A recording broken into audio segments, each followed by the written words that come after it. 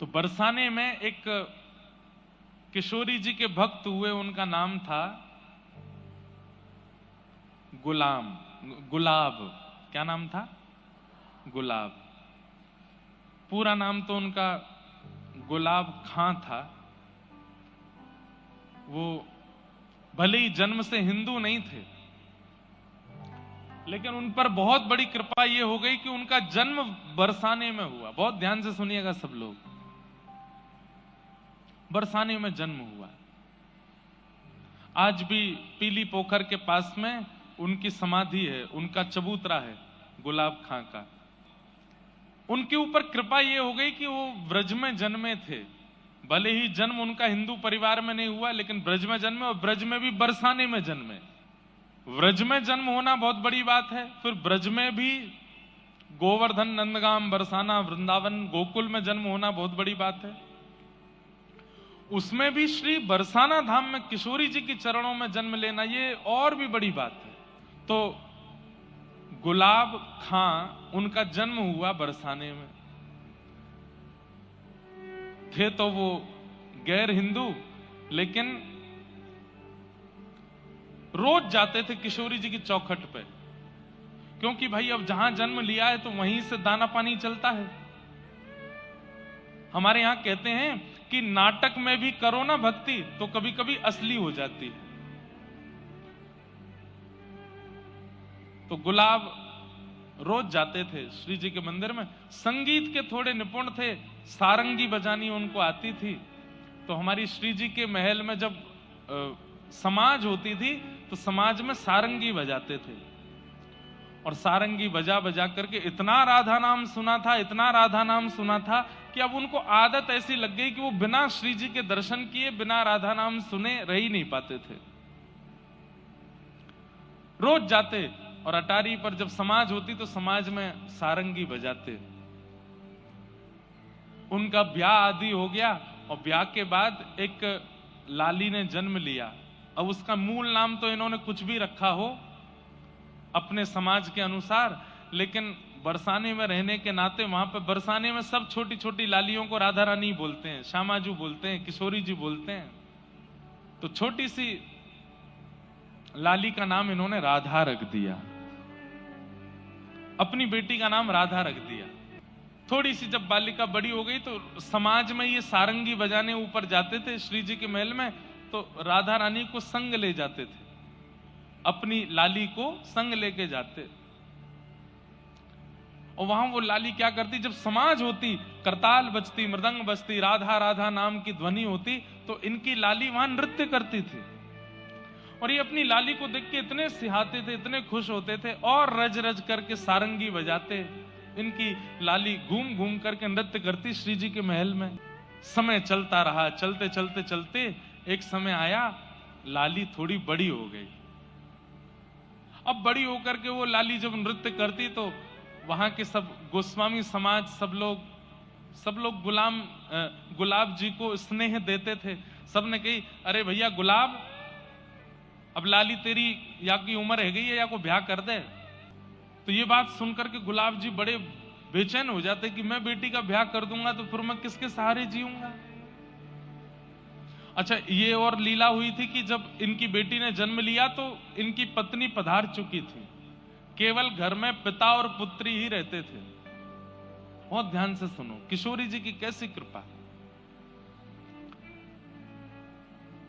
नित्य अपनी बेटी को देखते और वो नृत्य करती। सब लोगों ने कहा लाली का ब्याह कर दो, तो गुलाब जी और तो कोई बहाना नहीं देते, एक ही बहाना देते, मुझ पर व्यवस्था नहीं है, कैसे ब्याह करूं।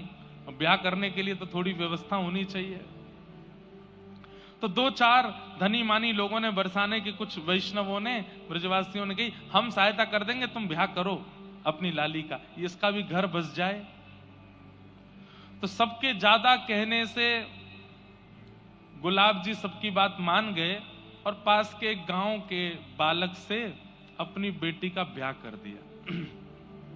मन तो भारी हो रहा था, लेकिन जैसे ही बेटी विदा होकर के गई तो ये इतने बेचैन हो गए कि पुत्री के बगैर अब कैसे रहूं।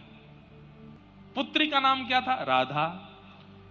तो भक्ति जब आनंद में की जाती है, सुख में की जाती है, उसका प्रभाव इतना नहीं होता, लेकिन भक्ति जब विरह में की जाती है तो उसका प्रभाव लाख गुना ज्यादा हो जाता है।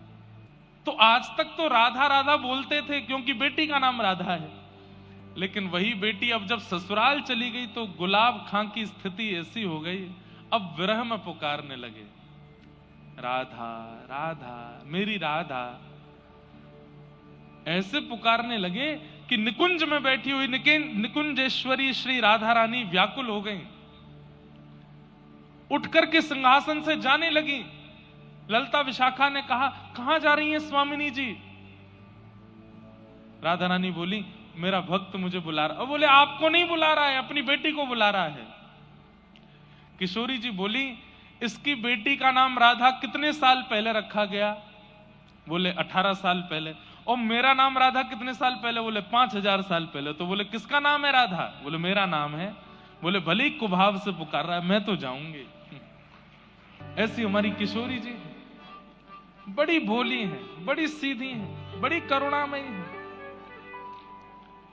ललिता विशाखा बोली, अरे स्वामिनी जी आपको नहीं बुला रहा है, वो अपनी बेटी को बुला रहा है। बोले, कुछ भी हो, राधा नाम मेरा है, मैं तो जाऊंगी। और स्थिति ये हुई कि गुलाब खां इतना बेचैन हो गया अपनी बेटी की याद में कि तुरंत बरसाने से निकल करके उसके गांव जाने लगा। तभी किशोरी जी उसकी बेटी का रूप धारण करके बीच मार्ग में आ गई और आकर के कहा, पिताजी। अरे बेटी तुरंत दौड़ करके अपने हृदय से लगाया। आज जैसे अपनी पुत्री को हृदय से लगाया तो ऐसी अनुभूति उसको जीवन में कभी नहीं हुई जैसी आज हो रही है, क्योंकि किशोरी जी हैं, लाली नहीं है उसकी। पिताजी इतनी धूप हो रही है, इतनी गर्मी हो रही है, आपको प्यास लगी होगी। तुरंत अपना पानी जल लेकर के आई किशोरी जी, पिला दिया। पिताजी एक बात आपको समझाऊं। अब देखो किशोरी जी ये नहीं चाहती कि ये बरसाना छोड़ करके जाएं कहीं भी, तो क्या बोली, पिताजी आप रोज रोज मेरी ससुराल आओगे तो ससुराल वाले मुझे बहुत कष्ट देंगे। बोले, कैसा पिता है तेरा, रोज आ जाता है, रोज यहीं आ जाता है, इसलिए पिताजी आप मत आया करो। मैं आपको वचन दे देती हूं, जब आप ऊंचे स्वर में करुण होकर के मुझे पुकारोगे, राधा राधा राधा मेरी लाली राधा, मैं तुरंत आ जाया करूंगी, मैं आ जाया करूंगी। अब गुलाब खां के लिए किशोरी जी नहीं बोल रही हैं, गुलाब खां को तो अपनी बेटी दिख रही है। बोले, मेरी बेटी कह रही है, अच्छा लाली तू आ जाएगी? बोले, हाँ। और वही होता, गुलाब खां जब जब पुकारते किशोरी जी पुत्री का रूप धारण करके आ जाती और आकर के बैठ जाती उनके। बहुत दिन निकल गए, रोते रोते पुकारते, लेकिन किशोरी जी नहीं आई। तो जब पुत्री नहीं आई तो मन में सोचने लगे, मुझसे तो मना कर दिया कि मेरे ससुराल आना नहीं, और आप पुकारोगे तो मैं आ जाऊंगी, अब इतने दिन से बुला रहा हूं, आ नहीं रही है। तो श्री राधा रानी की चौखट पर पहुंच गए, अर्धरात्रि में जाकर के सिंह द्वार पर बैठ गए और वहीं बैठ करके रोने लगे, मेरी राधा मेरी राधा, पुकारने लगे। और जैसे ही पुकारा इतने में ही श्री किशोरी जी प्रकट हो गए। 3 दिन से कुछ खाया पिया नहीं था गुलाब खां ने। और किशोरी जी प्रकट होकर के बोली, पिताजी का भयो, आप काई को इतने परेशान है रहे? अरे लाली मैं तुमको कितनों बुलायो, तू काई को ना आई? बोले, पिताजी अब आ गई ना। बोले, पिताजी बहुत दिन हो गए आपने सारंगी नहीं बजाई, अब एक सारंगी बजाओ, मैं नृत्य करूंगी। अर्धरात्रि का समय। तुरंत गुलाब खां सारंगी लेकर के आए, बजाने लगे और आंगन में किशोरी जी ही राधा का रूप धारण करके, मतलब उनकी पुत्री का रूप धारण करके नृत्य कर रही हैं और श्री गुलाब खां सारंगी बजा रहे हैं। आज इतने दिनों बाद गुलाब खां जी ने फिर से सारंगी बजाई और श्री राधा उनकी पुत्री के रूप में किशोरी जी नृत्य कर रही हैं। और नृत्य करते करते गुलाब खां जी को इतनी बेचैनी हुई कि मैं अपनी लाली को अपने हृदय से लगा लूं, तो तुरंत सारंगी रोक करके हृदय से लगाने के लिए दौड़े। उसी समय मंगला का समय हो गया। किशोरी जी के महल वृषभानु नंदिनी श्री बरसाने में मंगला का समय था। तो किशोरी जी नृत्य करते करते मंदिर की ओर दौड़ी। पीछे पीछे गुलाब खां भी जा रहे हैं। गोस्वामी ऊपर सेवा के लिए महल में जा रहे थे, उनको किशोरी जी नहीं दिखी, लेकिन पीछे पीछे राधा राधा कहते हुए गुलाब खां जा रहे हैं, वो दिखाई दिए। वो चिल्लाए भी, अरे गुलाब, अरे कहां दौड़ो जा रहा है, अरे कहां को जा रहा है। नहीं सुने, पीछे पीछे दौड़ते चले गए। पुजारी जी ने सोचा गोस्वामी जी ने कहीं जा रहा होगा। राधा वैसे भी अब जब से इसकी बेटी का ब्याह हुआ ये बेचैन ही रहता है, अपनी बेटी की याद में ही रहता है। ऊपर जाकर के गोस्वामी जी ने मंगला की। आपस में फिर चर्चा होने लगी, अरे आज सुबह सुबह गुलाब खां राधा राधा करता घूम रहा था, दौड़ता दौड़ता कहीं जा रहा था, पता नहीं कहां गया। 1 दिन 2 दिन 4 दिन 5 दिन 10 दिन हो गए। सबने पूछा कि भाई आजकल गुलाब खां दिखाई नहीं देता, कहां गया। ढूंढा भी लेकिन मिले नहीं। महीना 2 महीना बीत गए। बोले भैया आजकल गुलाब खां कहां हैं। बोले पता नहीं। तो फिर ऐसी वार्ता हुई कि हो सकता है वो अपनी पुत्री को इतना याद करता था, उसके विरह में हो सकता है प्राण निकल गए हो, पता नहीं कहां है, उसका शव भी नहीं मिला। उसकी पुत्री के यहां जाकर के पूछवाया, बोले तुमको अपने पिता का कुछ अता पता है। बोले कि नहीं, यहां तो कब से नहीं आए, वो महीनों से नहीं आए। थोड़ी दिन चिंता हुई, फिर सब लोग भूल भाल गए। 6 महीना निकल गए, गुलाब खां जी का कोई अता पता नहीं है। 6 महीने बाद गोसाई जी रात्रि में किशोरी जी को शयन करा करके अपने घर जा रहे थे।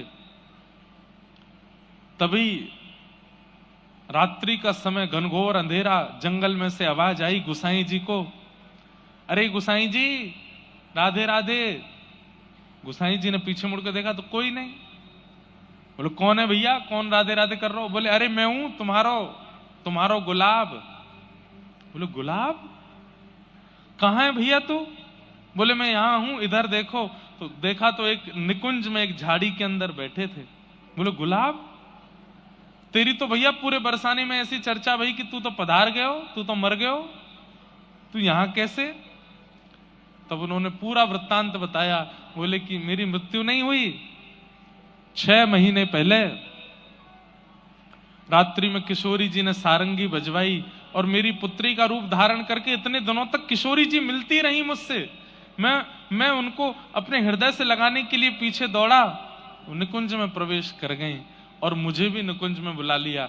मैं मरा नहीं हूं, मैं कोई भूत प्रेत नहीं बना हूं, मेरे प्राण नहीं निकले हैं।